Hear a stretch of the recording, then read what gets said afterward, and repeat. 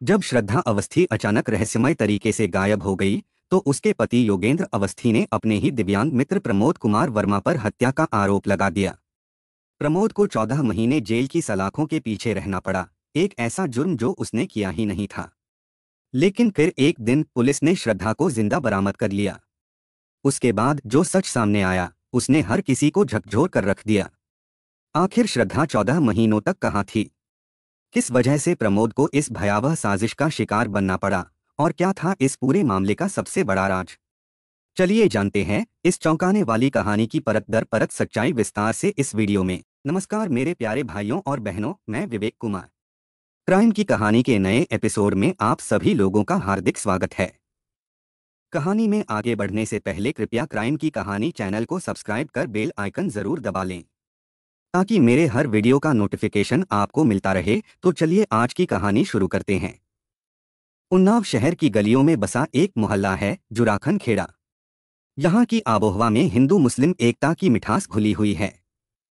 इसी मोहल्ले की एक पुरानी लेकिन सादगी भरी हवेली में राजेंद्र अवस्थी का परिवार रहा करता था। कमला अवस्थी एक सौम्य और परंपरागत घरेलू महिला थीं, जबकि उनके पति राजेंद्र अवस्थी समाज के लिए समर्पित एक सजग सामाजिक कार्यकर्ता के रूप में जाने जाते थे। हालांकि उनके पास दौलत की चकाचौंध नहीं थी, लेकिन जमीर की अमीरी और समाज में उनकी साफ सुथरी छवि ने उन्हें इज्जत बख्शी थी। शहर में उनका अपना घर था, जहां उनके 3 बच्चों की किलकारियों से आंगन गुलजार रहता था। तीनों में सबसे बड़ा बेटा योगेंद्र कुमार अवस्थी था, एक होनहार, संयमी और समझदार लड़का। राजेंद्र अवस्थी का सपना था कि योगेंद्र उच्च शिक्षा प्राप्त कर अफसर बने और अपने पिता का सिर गर्व से ऊंचा करे। लेकिन उनकी यह तमन्ना अधूरी रह गई। योगेंद्र कुमार अवस्थी ने इंटरमीडिएट की परीक्षा पास करने के बाद पढ़ाई छोड़ दी और नौकरी की तलाश में लग गया। कई महीने की दौड़ धूप, थकते कदमों और उम्मीद से भरी निगाहों के बाद उसे उन्नाव की एक निजी कंपनी में नौकरी मिल गई। नौकरी की स्थिरता आई तो पिता राजेंद्र अवस्थी के मन में बेटे के ब्याह की चिंता सिर उठाने लगी। कई जगहों से रिश्तों की बात भी आई, पर कोई बात जमी नहीं। असल में राजेंद्र अवस्थी अपने बेटे के लिए एक ऐसी लड़की की तलाश में थे जो न केवल संस्कारी हो, बल्कि सादगी और सामाजिक मूल्यों की मिसाल भी हो। लेकिन इस तेजी से बदलते दौर में वैसी लड़की उन्हें मिल नहीं रही थी। समय अपनी रफ्तार से चलता रहा और देखते देखते कई साल गुजर गए। योगेंद्र कुमार अवस्थी अब भी कुंवारा था और राजेंद्र अवस्थी की चिंता दिन ब दिन गहराती जा रही थी। इन्हीं दिनों योगेंद्र कुमार अवस्थी की जिंदगी में एक नया मोड़ आया। उसकी मुलाकात श्रद्धा अवस्थी नाम की लड़की से हुई। श्रद्धा स्टेशन रोड उन्नाव में रहती थी और एक प्राइवेट फर्म में जॉब करती थी। एक बार जो यह मुलाकात शुरू हुई, वह धीरे धीरे आदत में बदल गई और फिर वक्त के साथ एक अनकहे रिश्ते की डोर में बंधती चली गई। आकर्षण दोनों ओर से था। नजरों की मुलाकातें अब दिल की गहराइयों तक पहुंचने लगी थीं। दोनों ही एक दूसरे के साथ खुद को संपूर्ण महसूस करने लगे थे। छुट्टी के दिन उनके लिए किसी त्योहार से कम नहीं होते। कभी पार्क में टहलते, कभी चाय की छोटी दुकानों पर बैठकर लंबी बातें करते, और कभी यूं ही हंसते हुए शहर की गलियों में बेपरवाह घूमते रहते। एक रविवार उन्होंने तय किया कि वे गंगा बैराज जाएंगे। नीले आसमान के नीचे बहती गंगा की लहरें, हवाओं की सरसराहट और आसपास की हरियाली ने जैसे उनके मन के भावों को और भी पारदर्शी बना दिया। वे देर तक वहां घूमते रहे, पानी की लहरों में अपने प्रतिबिंब निहारते रहे, फिर एक सुनसान किनारे पर आ बैठ गए। कुछ पल तक चुप्पी छाई रही, फिर योगेंद्र ने धीरे से श्रद्धा का हाथ अपने हाथों में ले लिया। उसकी हथेली कांप सी रही थी, शायद भावनाओं के उफान से, शायद डर से। वह थोड़ा हिचकिचाते हुए बोला, श्रद्धा, मैं तुमसे कुछ कहना चाहता हूँ, पर डरता हूँ कि कहीं तुम बुरा ना मानो। श्रद्धा ने मुस्कुराते हुए उसकी ओर देखा और बोली, ऐसी क्या बात है जिसे कहने के लिए तुम इतना सकुचा रहे हो? जो भी दिल में है साफ साफ कहो, मैं जरा भी बुरा नहीं मानूंगी। योगेंद्र की आंखों में एक चमक आ गई। उसने थोड़ा और पास खिसकते हुए गहरी सांस ली और कहा, श्रद्धा, मैं तुमसे बहुत प्यार करता हूँ और मैं चाहता हूँ कि तुम मेरी जिंदगी का हिस्सा बनो। क्या तुम मुझसे शादी करोगी? श्रद्धा थोड़ी सकुचाई, फिर नजरें झुकाते हुए शर्मा गई। उसकी आंखों में झिझक भी थी और अपनापन भी था। फिर धीरे धीरे मुस्कुराते हुए बोली, योगेंद्र, तुम्हारे मुंह से ये शब्द सुनने के लिए मैं कब से बेकरार थी। सच कहूं तो मैं भी तुमसे उतना ही प्यार करती हूँ जितना तुम मुझसे करते हो। योगेंद्र की आंखों में उम्मीद की चमक उभर आई, लेकिन तभी श्रद्धा का स्वर थोड़ी चिंता में डूब गया। पर मुझे डर लग रहा है। कैसा डर? योगेंद्र ने उसकी आंखों में झांकते हुए पूछा, जैसे हर भाव पढ़ लेना चाहता हो। श्रद्धा ने गहरी सांस ली और धीरे से बोली, यही कि हमारे घर वाले, तुम्हारे और मेरे, क्या वे हमारे इस रिश्ते को स्वीकार करेंगे? क्या वे हमारी मोहब्बत को समझ पाएंगे? योगेंद्र ने श्रद्धा का हाथ थोड़ा और थामते हुए आत्मविश्वास से कहा, क्यों नहीं करेंगे?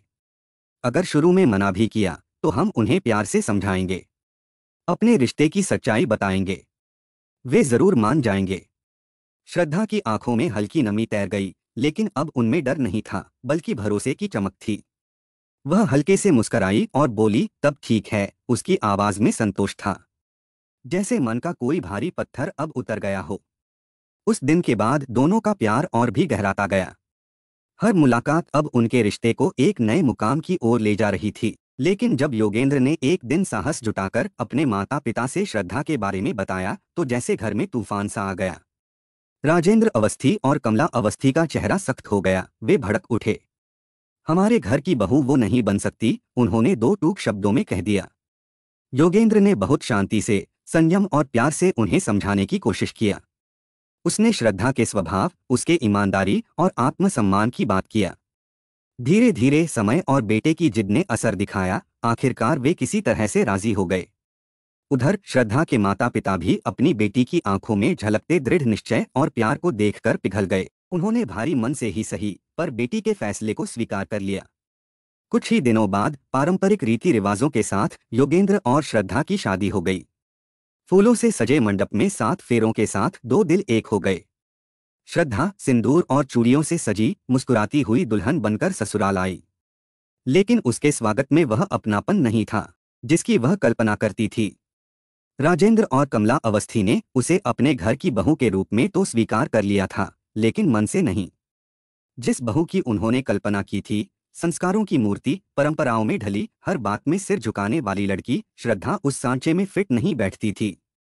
श्रद्धा एक खुले विचारों वाली, आत्मनिर्भर और आधुनिक सोच की युवती थी।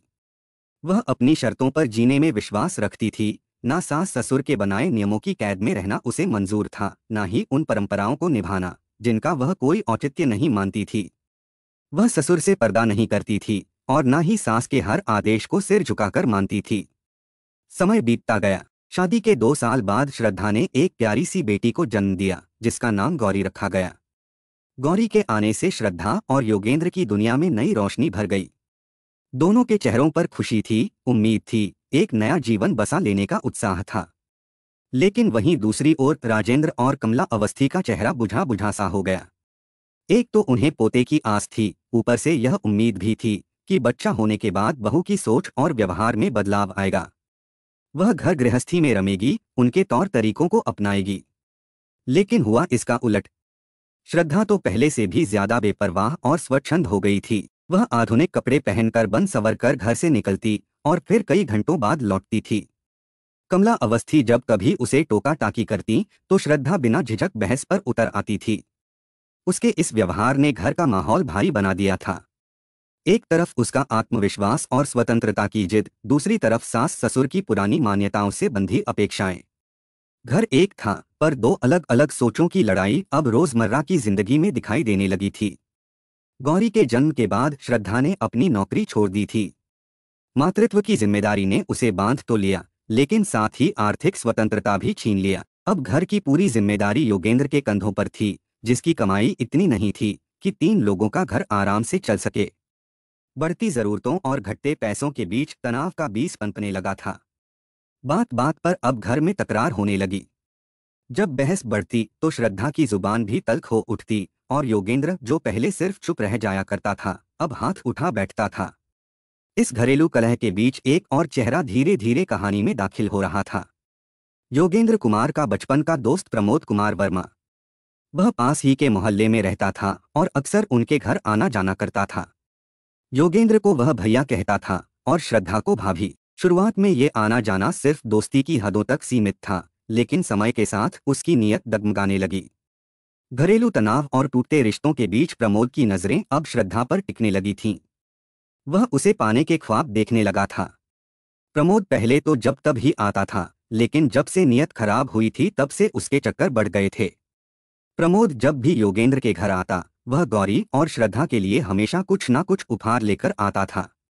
पहले तो श्रद्धा थोड़ा नाखुश होकर उसे टाल देती, लेकिन फिर गौरी के चेहरे पर चमक देखकर वह उसे स्वीकार कर लेती थी। हालांकि कमला अवस्थी को प्रमोद का घर आना अच्छा नहीं लगता था। उसे लगता था कि वह जरूरत से ज्यादा घुसपैठ कर रहा है।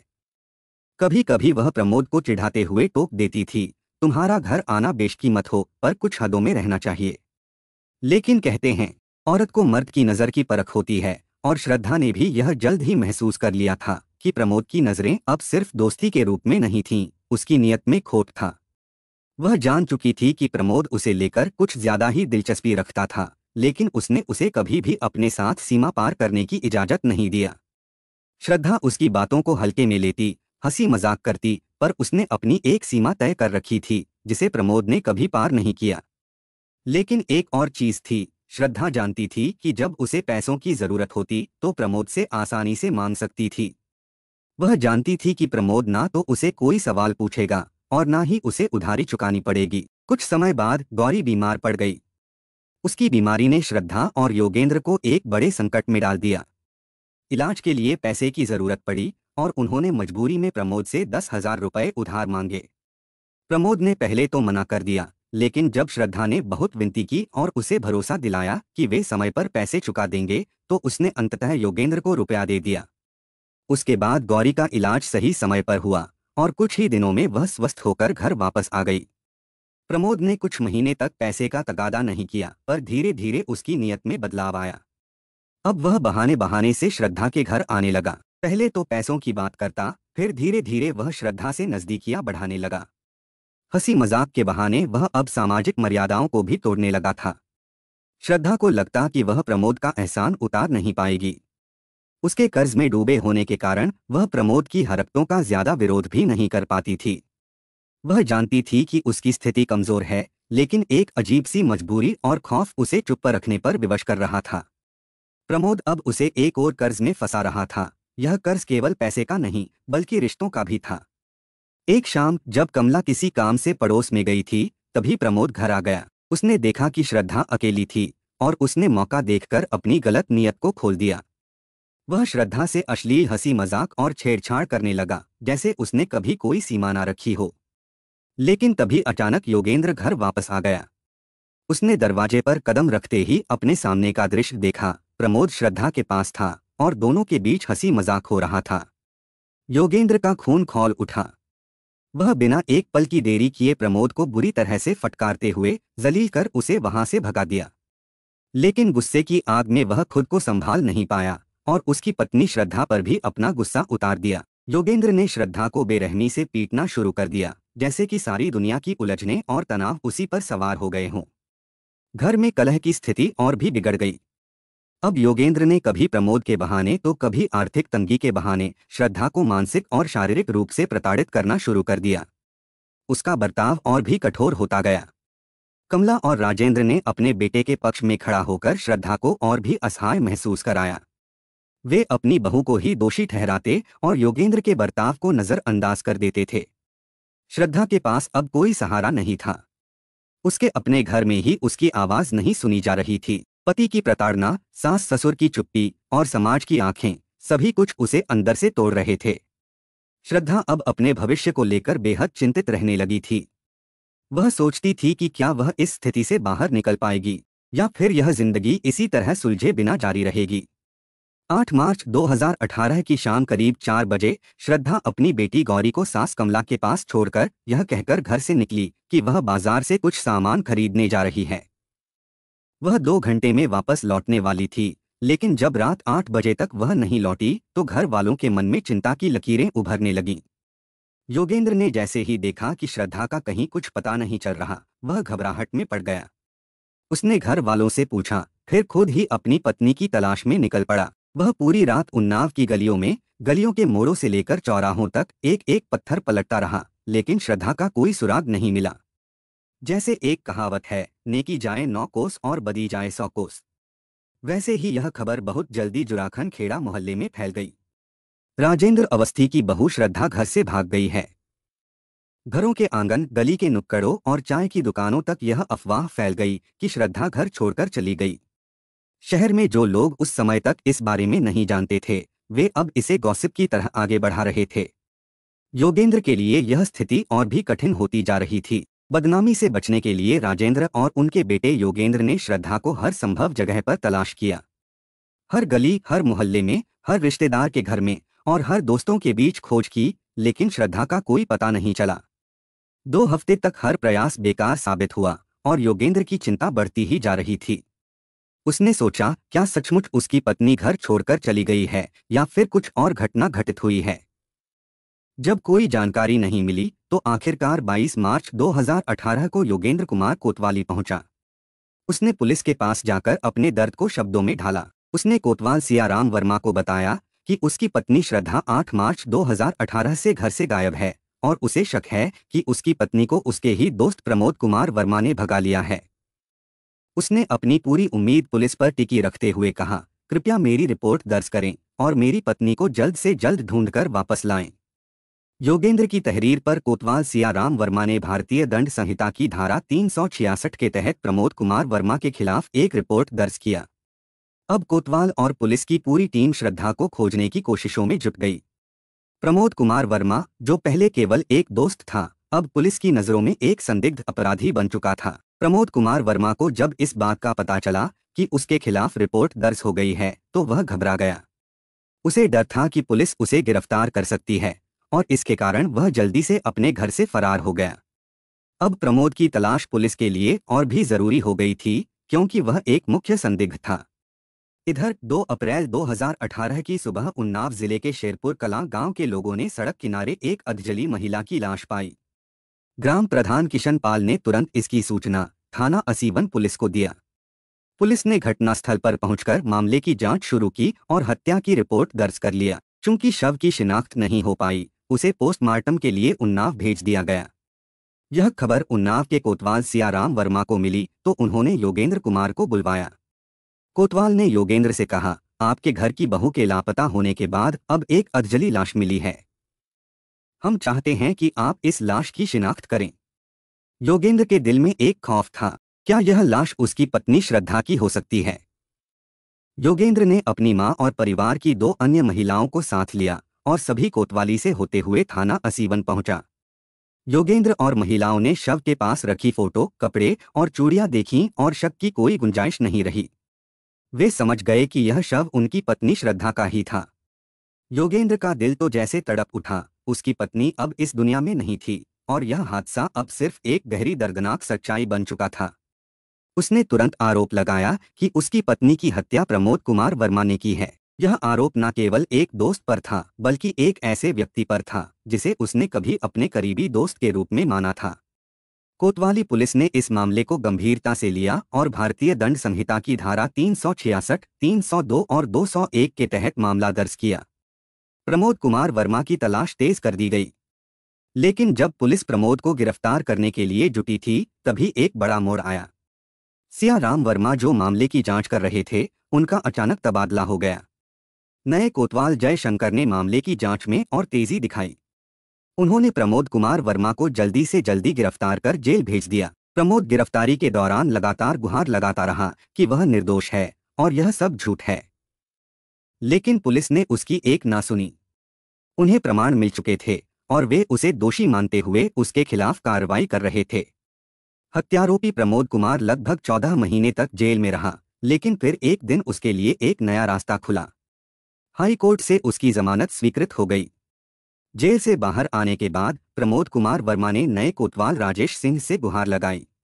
उसने दावा किया कि वह निर्दोष है और उसे जानबूझकर उसके दोस्त योगेंद्र ने पत्नी की हत्या के आरोप में फंसाया है। राजेश सिंह, जो अब इस मामले की पूरी जांच संभाल रहे थे, पहले प्रमोद के दावे को गंभीरता से नहीं ले रहे थे, लेकिन फिर उन्होंने श्रद्धा के मामले की पूरी फाइल को ध्यान से पढ़ा। फाइल का निरीक्षण करते हुए उन्हें भी कुछ संदेह हुआ। उन्होंने मामले में एक नया मोड़ देने का फैसला किया। कोतवाल राजेश सिंह ने माननीय न्यायालय में प्रार्थना पत्र दिया कि मृतक महिला श्रद्धा, उसकी बेटी गौरी और परिवार के अन्य सदस्यों का डीएनए टेस्ट कराया जाए। न्यायालय ने इस प्रार्थना को स्वीकार कर लिया और डीएनए टेस्ट कराया गया। लेकिन जब रिपोर्ट आई तो सबके होश उड़ गए। डीएनए रिपोर्ट में यह पाया गया कि मृत महिला का डीएनए परिवार के अन्य सदस्यों से मेल नहीं खाता था। इसका मतलब यह था कि वह महिला जो योगेंद्र और उसके परिवार ने श्रद्धा के रूप में शिनाख्त की थी, वह असल में श्रद्धा नहीं थी। अब कोतवाल राजेश सिंह के दिमाग में सवाल उठने लगे। क्या यह साजिश थी? अगर वह महिला श्रद्धा नहीं थी, तो फिर असल में श्रद्धा कहाँ है? सितंबर 2020 के आखिरी सप्ताह में योगेंद्र के घर एक रजिस्टर्ड डाक आई। पत्र पर श्रद्धा अवस्थी का नाम, पता और मोबाइल नंबर अंकित था। यह पत्र देखकर योगेंद्र पूरी तरह से चौंक गया। उसने पोस्टमैन से पत्र को रिसीव किया, खुद को श्रद्धा का पति बताते हुए। उसके हाथ में वह पत्र आ चुका था, लेकिन अब मन में सवालों का तूफान था। योगेंद्र ने लिफाफा खोला और अंदर झांकते हुए देखा कि उसमें एक एटीएम कार्ड था। कार्ड पर एक्सिस बैंक का नाम था और वह अहमदनगर स्थित एक्सिस बैंक से भेजा गया था। योगेंद्र का माथा ठनका। यह कार्ड कहाँ से आया? क्या इसका मतलब यह था कि श्रद्धा जीवित है? क्या वह सच में कहीं ना कहीं है और उसे किसी ने धोखा दिया था? घबराया हुआ योगेंद्र तुरंत कोतवाली पहुंचा और सारी जानकारी कोतवाल राजेश सिंह को दिया। राजेश सिंह ने इस मामले को गंभीरता से लिया और उन्होंने तुरंत एसपी आनंद कुलकर्णी को यह खबर दिया। साथ ही उन्होंने यह आशंका जताई कि शायद श्रद्धा अवस्थी जीवित है और उसके साथ कुछ गड़बड़ हुआ है। एसपी आनंद कुलकर्णी ने मामले की जांच को प्राथमिकता दी और सर्विलांस टीम को इस मामले की गहराई से जांच करने के लिए लगा दिया। सर्विलांस टीम ने जैसे ही अपनी जांच शुरू की, उन्होंने श्रद्धा की लोकेशन ट्रेस की और यह पता चला कि वह महाराष्ट्र के अहमदनगर शहर में थी। पुलिस ने तुरंत उसकी निगरानी शुरू कर दी, लेकिन यह सिर्फ शुरुआत थी। 13 अक्टूबर 2020 की शाम 4 बजे श्रद्धा की लोकेशन फिर से बदली और अब वह झांसी में दिखाई दिया। यह देखकर थाना प्रभारी समझ गए कि श्रद्धा अब एटीएम कार्ड लेने आ रही है। इसलिए उन्होंने योगेंद्र को साथ लेकर एक टीम तैयार किया और कानपुर सेंट्रल स्टेशन की ओर रवाना हो गए, क्योंकि पुलिस को यकीन था कि यहीं श्रद्धा को ट्रेन से उतरना होगा और फिर बस से उन्नाव जाना होगा। शाम 6 बजे कानपुर स्टेशन पर ट्रेन पहुंची और जैसे ही ट्रेन से श्रद्धा उतरी, योगेंद्र ने उसे पहचान लिया। वह अपनी पत्नी को देखकर हैरान था, लेकिन उससे पहले पुलिस ने उसे घेर लिया और हिरासत में ले लिया। श्रद्धा को तुरंत उन्नाव कोतवाली लाया गया। यह खबर जैसे ही उन्नाव शहर में फैली, एक सनसनी मच गई। कोतवाली में श्रद्धा को देखने के लिए एक भीड़ उमड़ पड़ी। लोग हैरान थे कि जो महिला महीनों पहले लापता हो गई थी, वह अब जीवित क्यों और कैसे सामने आई। जब श्रद्धा को कोतवाली लाया गया तो वहां मीडिया का जमावड़ा लग गया। यह खबर पूरी तरह से उन्नाव शहर में फैल चुकी थी और हर कोई यह जानने को बेताब था कि वह महिला आखिर कहाँ थी जो महीनों पहले गायब हो गई थी। इसी दौरान पीड़ित प्रमोद कुमार वर्मा का परिवार भी कोतवाली पहुंचा और सभी की नजरें श्रद्धा पर थीं। पुलिस कप्तान आनंद कुलकर्णी भी वहां पहुंचे और उन्होंने श्रद्धा से पूछताछ किया। मीडिया की नजरें श्रद्धा पर टिक गई थीं और हर कोई उसकी कहानी सुनना चाहता था। श्रद्धा ने पुलिस और मीडिया को अपनी आप बीती सुनाई। उसने बताया कि वह पति योगेंद्र की लगातार प्रताड़ना से तंग आ चुकी थी। घर में बढ़ती हिंसा और अपमान के कारण वह मानसिक रूप से परेशान हो गई थी और इसलिए उसने घर छोड़ने का फैसला किया। श्रद्धा ने बताया कि घर से भागने के बाद वह सीधे उन्नाव स्टेशन पहुंची। वहां लखनऊ से मुंबई जाने वाली ट्रेन प्लेटफार्म पर खड़ी थी और उसने बिना किसी योजना के उसी ट्रेन में सवार होने का फैसला किया। ट्रेन में सवार होते ही झांसी में एक युवक ने उसे देखा। वह युवक महाराष्ट्र के अहमदनगर शहर का रहने वाला था और उस युवक से श्रद्धा का परिचय हुआ। श्रद्धा ने उसे अपनी परेशानी और परिस्थितियां बताईं। इस युवक ने उसकी मदद की और उसे अहमदनगर ले गया। वह युवक श्रद्धा को अहमदनगर में एक अस्पताल में काम दिलवाने में मदद करता है। वहां श्रद्धा ने महिला हॉस्टल में रहने का निर्णय लिया, जहां वह कुछ समय तक काम करती रही। श्रद्धा ने अहमदनगर में अस्पताल में काम शुरू किया था और उसकी सैलरी अब बैंक खाते में ट्रांसफर होनी थी। इसलिए उसने सितंबर 2020 में अहमदनगर स्थित एक्सिस बैंक में अपना खाता खुलवाया। बैंक ने उसकी सैलरी के लिए एटीएम कार्ड जारी किया, लेकिन उस कार्ड का पते के तौर पर उसके ससुराल उन्नाव का पता दर्ज किया गया था। यह जानकारी जब श्रद्धा को मिली तो वह 11 अक्टूबर 2020 को अहमदनगर से उन्नाव के लिए रवाना हो गई, क्योंकि उसे अपने बैंक खाते से जुड़े काम निपटाने थे। लेकिन वह नहीं जानती थी कि उसकी यात्रा पुलिस के लिए एक बड़ी खोज बन जाएगी। 13 अक्टूबर 2020 को पुलिस ने श्रद्धा को कानपुर सेंट्रल रेलवे स्टेशन से गिरफ्तार कर लिया, जब वह उन्नाव लौटने के लिए स्टेशन पहुंची थी। श्रद्धा का जीवित मिलना और उसकी कहानी ने हर किसी को हैरान कर दिया था, लेकिन इसने प्रमोद के लिए भी एक नया तूफान खड़ा कर दिया था। प्रमोद कुमार, जो पहले हत्या के आरोपी के रूप में जेल में था, ने मीडिया से बातचीत करते हुए बताया कि इस पूरे मामले ने उसकी जिंदगी तबाह कर दी थी। उसका कैरियर पूरी तरह से चौपट हो गया था। पढ़ाई बंद हो गई थी, व्यवसाय बंद हो गया था और निर्दोष होते हुए भी वह 14 महीने तक जेल में बंद रहा। वह लगातार यह दावा करता रहा कि वह निर्दोष है, लेकिन समाज में उसकी छवि पहले जैसी नहीं रही थी। जिन लोगों ने उसे झूठे मामले में फंसाया, उनके खिलाफ वह धारा 169 आईपीसी के तहत कानूनी कार्रवाई करेगा। इस अन्याय से उबरने के बाद प्रमोद कुमार वर्मा ने पुलिस कप्तान आनंद कुलकर्णी को फूलों का गुलदस्ता भेंट कर न केवल धन्यवाद जताया, बल्कि उन्हें सच्चाई उजागर करने के लिए बधाई भी दिया। यह दृश्य हर किसी के लिए भावुक कर देने वाला था, जहां एक निर्दोष व्यक्ति को न्याय मिला और सिस्टम ने अपनी जिम्मेदारी निभाई। अब पुलिस ने श्रद्धा के जीवित होने के सारे सबूत कोर्ट में पेश किया। श्रद्धा तो जीवित मिल गई, लेकिन यक्ष प्रश्न फिर भी था कि आखिर वह अधजली लाश किस महिला की थी, जिसकी पहचान योगेंद्र और उसके घर वालों ने श्रद्धा के रूप में की थी। क्या उसकी पहचान पुलिस करा पाएगी? क्या उसके कातिलों को सजा मिल पाएगी? हालांकि पुलिस कप्तान आनंद कुलकर्णी उस मामले की दोबारा जांच की बात कह रहे थे। यह तो समय ही बताएगा कि उस मृत महिला की मौत का रहस्य खुलता भी है या फिर पुलिस लीपा पोती कर फाइल बंद कर देगी। कहानी को लास्ट तक सुनने के लिए आपका धन्यवाद। इस कहानी के बारे में अपनी राय कमेंट करके ज़रूर बताइएगा और ऐसी ही अपराध की सच्ची कहानियों के लिए हमारे चैनल क्राइम की कहानी को सब्सक्राइब कर लीजिए। कहानी को लाइक और शेयर ज़रूर करें। धन्यवाद।